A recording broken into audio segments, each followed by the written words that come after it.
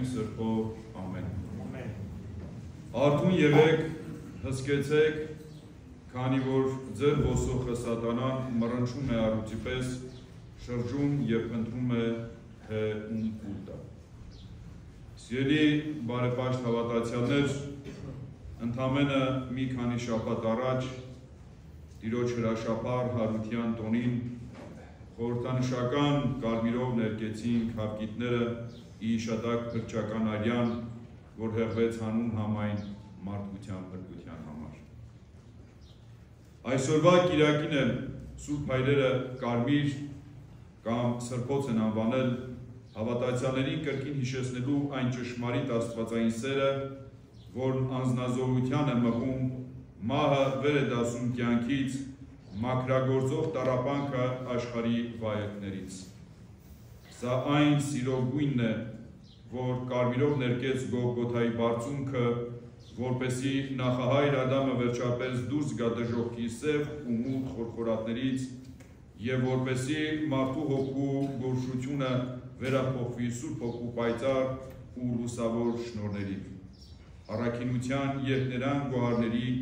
և աստվածային իմաստության անգին մարգարիտների։ Սիրելի հավատացյալներ, Արուսյակի անկումը սկզբից դարձավ բազմադարյան մի պայքարի, որ աներութապես մղվում է աշխարհում և մղվելու է մինչև Տիրոջ երկրորդ գալուստը։ Արարածը պայքարում է արարչի դեմ, խավարը լույսի, չարը բարու։ Եվ կարմիրը նաև այդ պայքարի գույնն է, որ երկրի վրա մղում է թե ընդհանուր եկեղեցին, թե անհատապես յուրաքանչյուր քրիստոնյա, և որն անպատճառ հաղթանակով է պսակվում, եթե դրա առաջնորդն ու գլուխը ոչ թե մեր մեղավոր հպարտ եսն է, այլ խոնարհության գերագույն մարմնավորումը, մարդացյալ և հաղթանակած հարությալ Քրիստոս։ Ինչպես արդեն նշեցի, սիրելի հավատացյալներ, այս պայքարն աններևույթ է,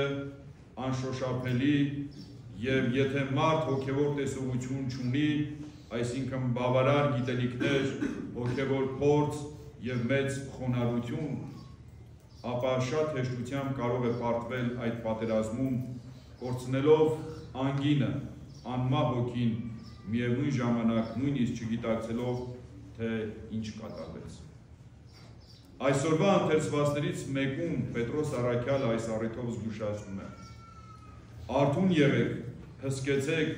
քանի որ ձեր ոսոխը սատանան մռնչում է առուծի պես,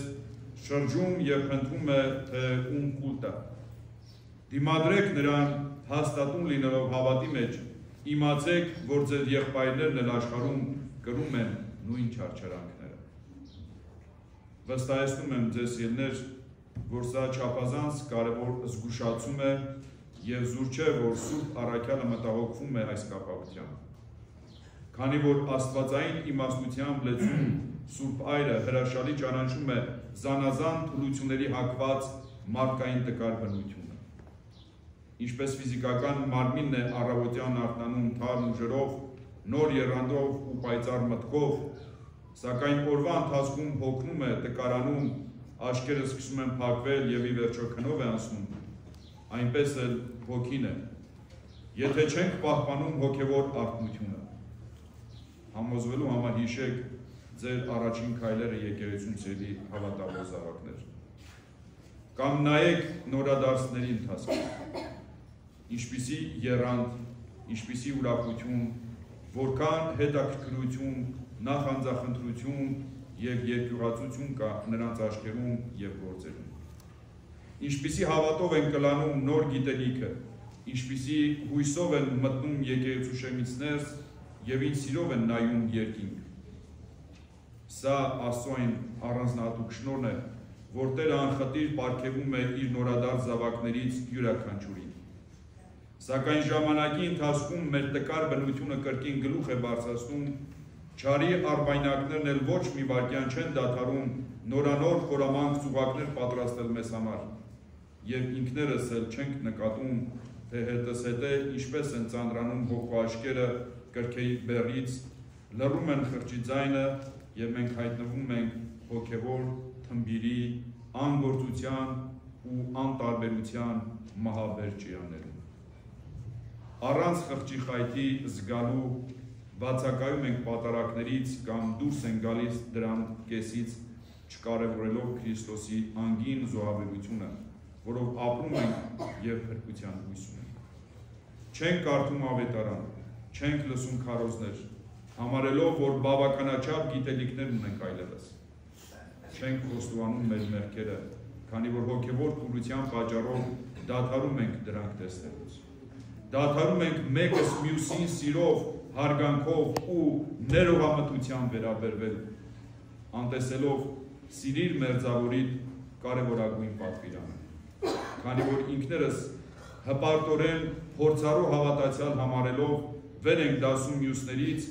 և արհամարում հատկապես եկեղեցում իրենց առաջին քայլերն անողներին։ Իսկ սա նշանակում է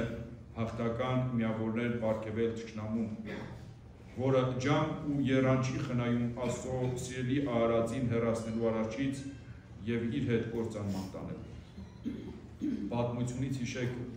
թե նենք հակառակորդը հաճախ երբ է արձակվում թշնամական ճամբարի վրա, և թշնամին քնած է, որովհետև անհամեմատ ավելի հեշտ է աննկատելի բերել քնած մարդուն, քան արթուն և պատրաստ մեկին։ Հոգևոր պատերազմում ևս նույն օրենքներն են գործում սիրելիներ։ Երբ մի կողմ ենք դնում հոգևոր սպառազինությունն ու թուլացնում պաշտպանությունը, գայթակղություններով թունավորված թշնամական նետերը հեշտորեն խոցում են մեր հոգին։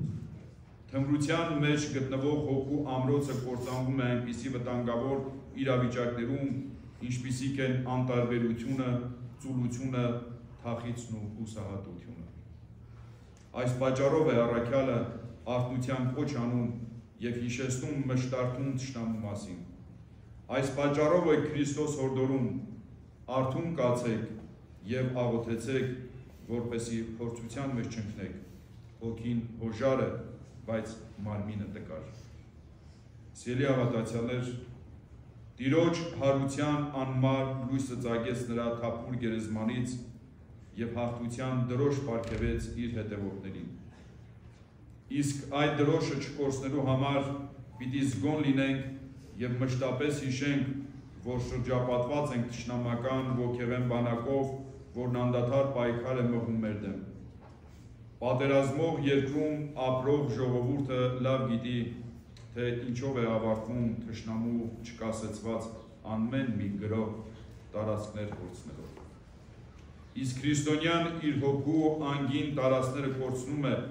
երբ անհոգության կամ ծուլության տրվելով, բացի արդեն նշվածներից դադարում է նաև պահ պահելուց,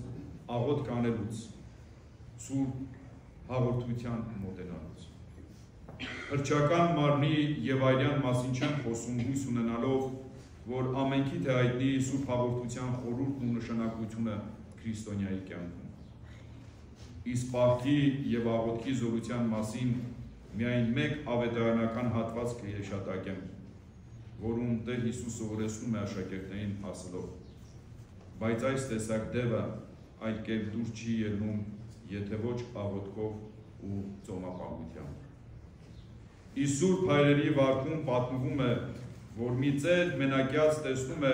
որ մի դև հրաման էր տալիս մեկ այլ դևի արթնացնել ննջած կրոնավորին։